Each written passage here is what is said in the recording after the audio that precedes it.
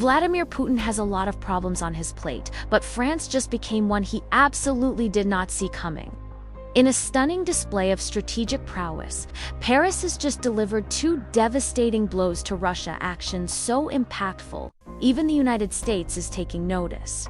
Without firing a single shot, France has struck Russia where it hurts most, leaving the Kremlin reeling. We're talking about an audacious seizure that crippled Russia's illicit oil trade, and a quiet revolution in military intelligence that fundamentally shifted Ukraine's war effort. Stick around, because we're about to uncover how France pulled off this geopolitical masterclass and why Russia's war machine might never be the same.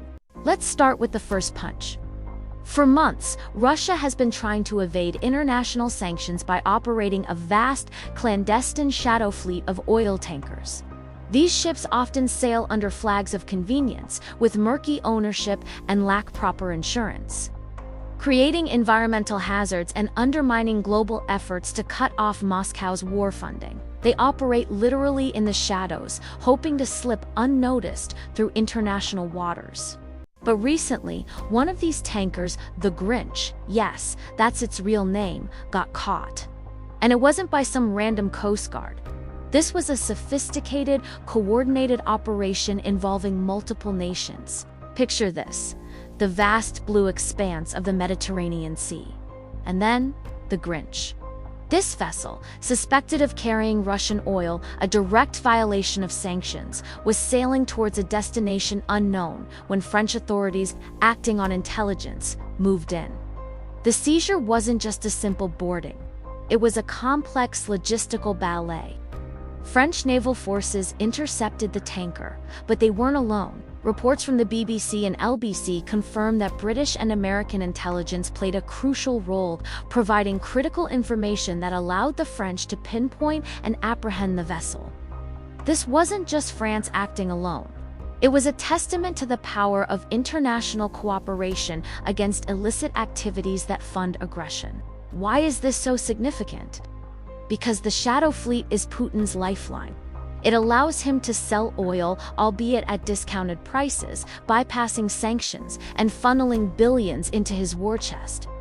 Every tanker seized is a direct financial hit to the Kremlin. The Grinch wasn't just a ship.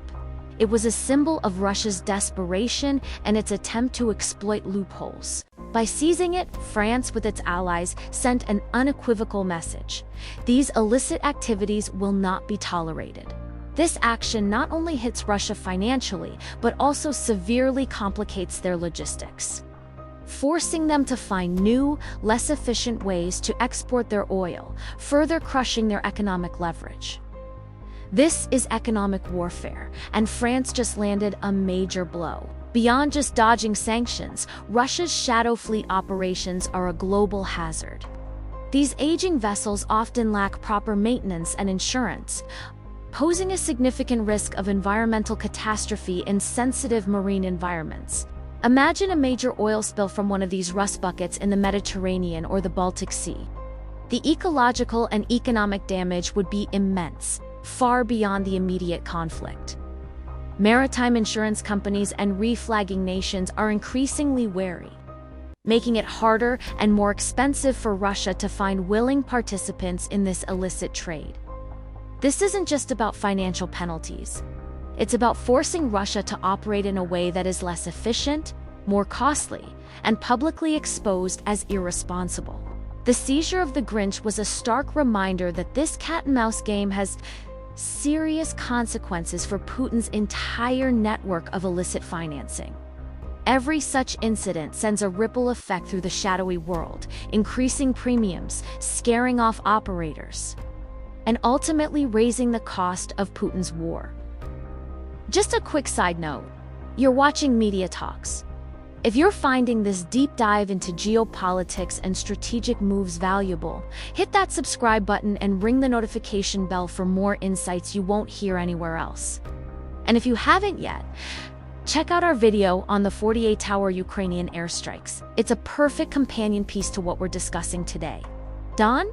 Great. Now, let's dig into France's second major blow, the one that changes everything for Ukraine's intelligence war. That revelation is this: France has officially hurdled past the United States to become the largest provider of military intelligence to Ukraine. Let that sink in. According to Business Insider, just under a week before the seizure of the Grinch, Emmanuel Macron put Russia on notice. In his New Year's speech to the French military coup, he revealed that France now provides 2/3 of the intelligence that Ukraine uses in its war with Russia.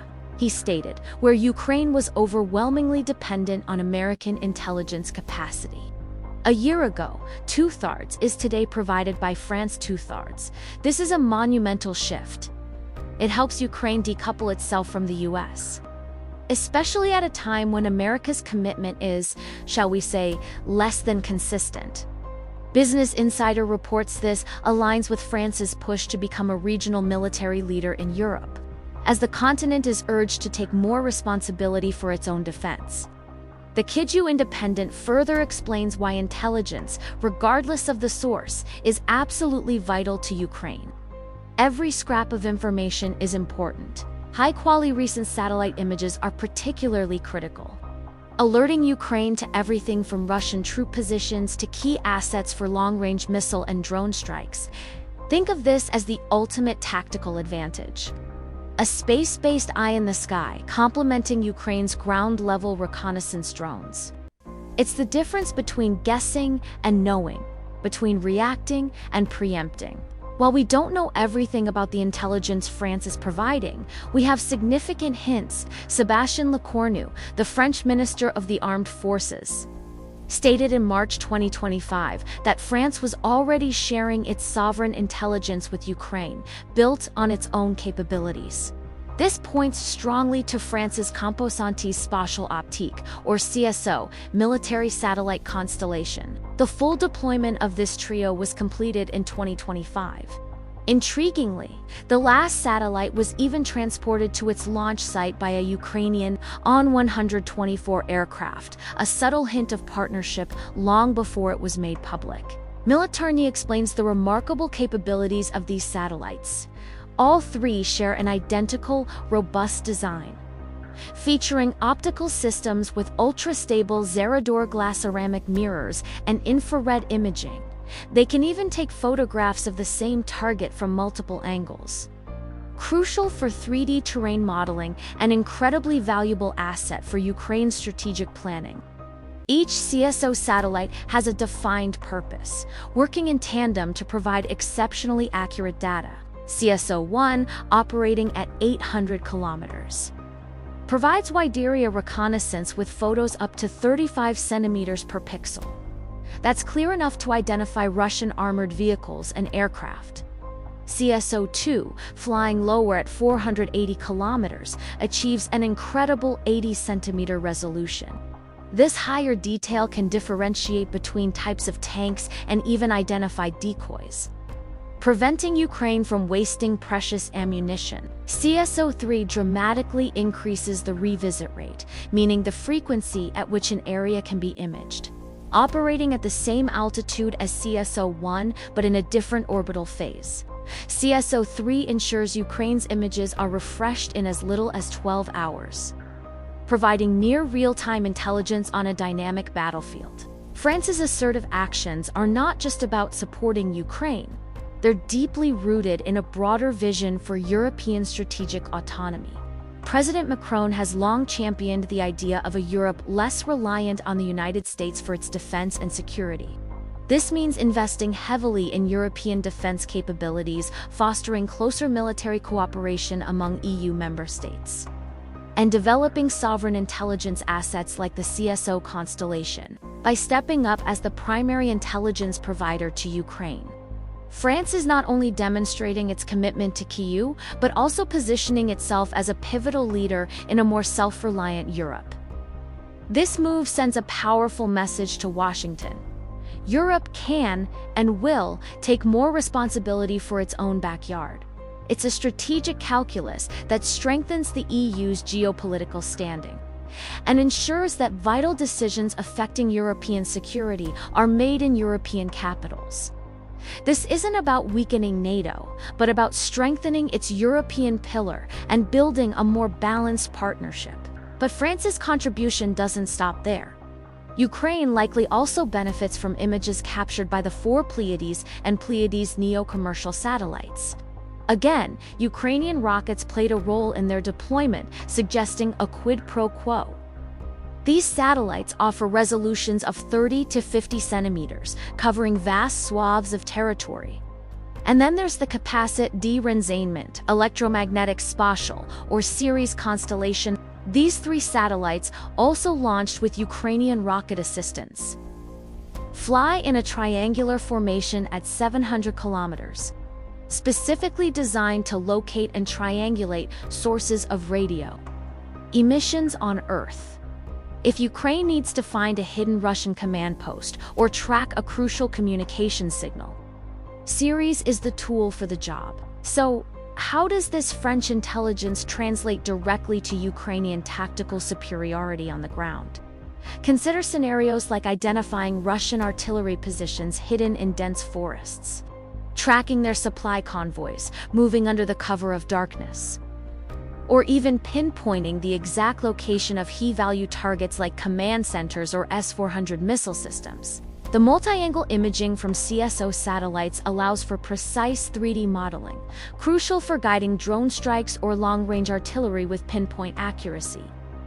The rapid revisit rates mean Ukraine gets updated information sometimes multiple times a day, critical for a dynamic battlefield where enemy positions can shift quickly. And the Ceres constellation's ability to triangulate radio emissions means that even if a Russian unit is camouflaged, its electronic footprint can betray its location, providing Ukraine with an unseen advantage to target jamming equipment, communication hubs, or even intercept enemy chatter for vital operational intelligence.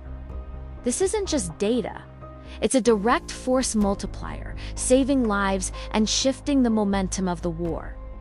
The final piece of this puzzle, and perhaps the most critical for Ukraine, is the decoupling from the US, as we learned in 2025. The relationship between the US and Ukraine can change on a dime, often tied to political shifts and internal negotiations. US National Security Advisor Mike Waltz confirmed America had paused military intelligence sharing in the wake of a disastrous White House meeting. Though access was restored, threats to cut off support persisted. Even now, the level of US intelligence sharing is debated. For Ukraine, France has emerged as a far more stable and reliable intelligence partner. This is a major problem for Putin, who likely can't manipulate Macron in the same ways he might attempt with US administrations. This evolving partnership between France and Ukraine, coupled with the relentless pressure on Russia's illicit economy, paints a grim picture for the Kremlin. For Putin, it signifies a profound erosion of his ability to leverage Western political divisions. He can no longer reliably count on American domestic politics to hamstring aid to Ukraine, at least not in the crucial area of intelligence. This forces Russia to adapt, to operate with less secrecy and under constant, higher-resolution surveillance, making strategic surprises incredibly difficult. Furthermore, France's proactive stance could inspire other European nations to bolster their own intelligence and defense contributions, leading to a more unified and formidable European front against Russian aggression. This new geopolitical reality suggests a future where Europe takes a stronger, more independent role in global security, with France at the vanguard. Russia is not just facing sanctions and a determined Ukraine. It's confronting a recalibrated, more self-assured European power structure that is less susceptible to Kremlin influence. This is the long-term crushing effect of France's bold strategy. While France has its limitations, and Ukraine will undoubtedly want to maintain US support where possible, the fact remains: 2/3 of Ukraine's vital intelligence now comes from France. This means Ukraine will no longer be left blind if the US decides to once again cut support. This newly found independence, bolstered by France's strategic actions, is a devastating blow to Russia's operational capabilities. In fact, though we can never know for sure, Ukraine may have used French intelligence in the recent 48 Tower series of airstrikes that ripped open the skies of occupied Ukraine. destroying several Russian air defense systems and radar nodes. That spectacular operation, possibly a direct result of France's unwavering commitment. This is how France is strategically crushing Russia, one tanker seizure and one satellite image at a time. If you enjoyed this deep dive, remember to subscribe to Media Talks for more in-depth coverage of the latest developments in Ukraine's intelligence situation and global geopolitics. And let us know in the comments, what do you think of France's bold moves?